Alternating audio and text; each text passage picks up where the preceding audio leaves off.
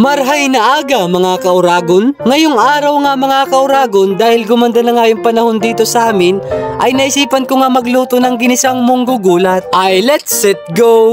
Pero bago tayo magsimula mga kauragon, ay huwag mong kalimutan na mag-subscribe sa aming YouTube channel at i-follow ang aming TikTok at Facebook page, Kauragon TV. Ilang araw nga din na maulan yung panahon dito sa amin sa Bicol, kaya pinasya kong magluto nga ngayong araw ng ulam na may sabaw. Bumili kasi kahapon ng kapatid kong si Rian ng munggo, kaya naman ito yung lulutuin ko ngayon for today's video. Ay let's set go! Ito nga pala si Sean at si Pogi na gusto ring sumama sa aking content. Gusto rin daw kasi nilang sumikat at makita sa TV. Umaga pa lang nga mga kauragon ay namitas na ako ng gulay dito sa aming hardin. At nakita ko nga mga kauragon na may bunga na pala yung tanim kong kalabasa.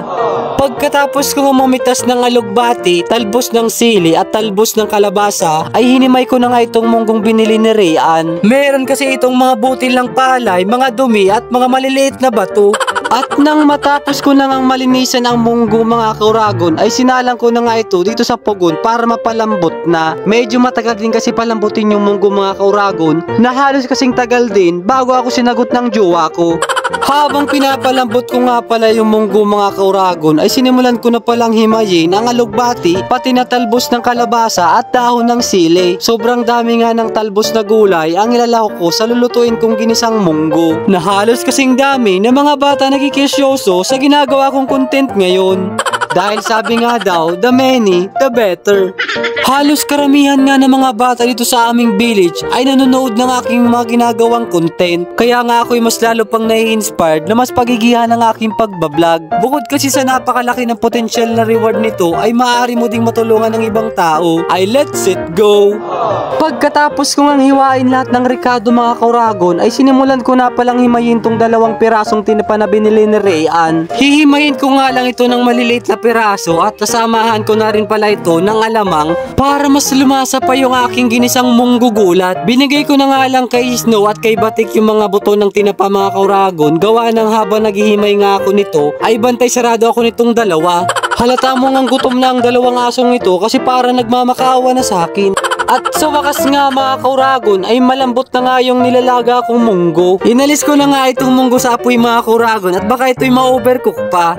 Sinalang ko na nga itong maputi naming kawali sa apoy para ito'y uminit na at makapagsimula na akong maggisa. Naglagay na nga ako ng virgin coconut oil sa kawali at isahan ko na nga lang nilagay lahat ng Ricardo para sabay-sabay na silang maluto hanggang sa maging golden brown. Pagkatapos ko nga nito ay nilagay ko na nga yung mga hinimay kong tinapa at sinunod ko na nga yung alamang. Matagal na din nga pala mga kauragon nung huling nakatikim ako ng ginisang munggo. Yun ay nung nasa Batangas pa ako at yung nagluluto sa akin ay yung jowa ko. Mahilig kasi siyang kumain ng ginisang munggo na kadalasang sinasahugan niya ng karning baboy at nilalagyan niya ng chicharong toppings. Sobrang sarap nga magluto ng jowa ko mga kauragon, na sa sobrang sarap nga ay makakalimutan mo na yung buong pangalan mo. Ngayon nga lang din ako magluluto ng ginisang munggo, nasasamahan ko ito ng alamang at talbos ng kalabasa. Kadalasan kasing nilalagay namin dito ay ampalaya o kaya naman ay dahon ng malunggay. Naisip ko kasi mga kauragon ay gagamitin ko na yung mga gulay na nasa mini garden namin sa mga lulutuin kong ulam dito sa aming munting tahanan. Ito ay para mas mapasarap ko pa yung mga lulutuin kong ulam. Sayang din kasi mga kauragon kung hindi ko magagamit yung mga gulay na nakatanim dito sa aming mini garden. Bago pa nga pala magkalimutan ay shoutout nga pala sa Nor Pork Cube at sa Roylo Special Pork Chicharon. Baka naman po pwede ako magpa-sponsor.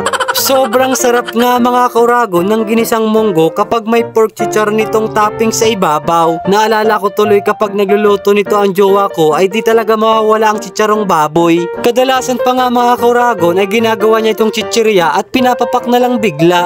Bigla ako tuloy na miss ang jowa kong iyakin. At dahil nga luto na ang aking special delicious na ginisang munggo gulat, ay oras na para kumain. Ay let's set go!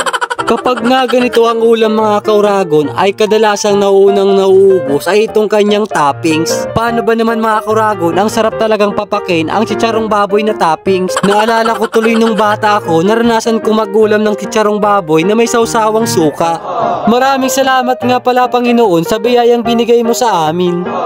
Bago pa nga matapos ang aking vlog mga kauragon ay shoutout nga pala kay Madam Mel's Vlog. I am also sending love and support to your channel. Maraming maraming salamat po pala sa inspirational message. Sana mga kauragon ay suportahan natin ang Mel's Vlog.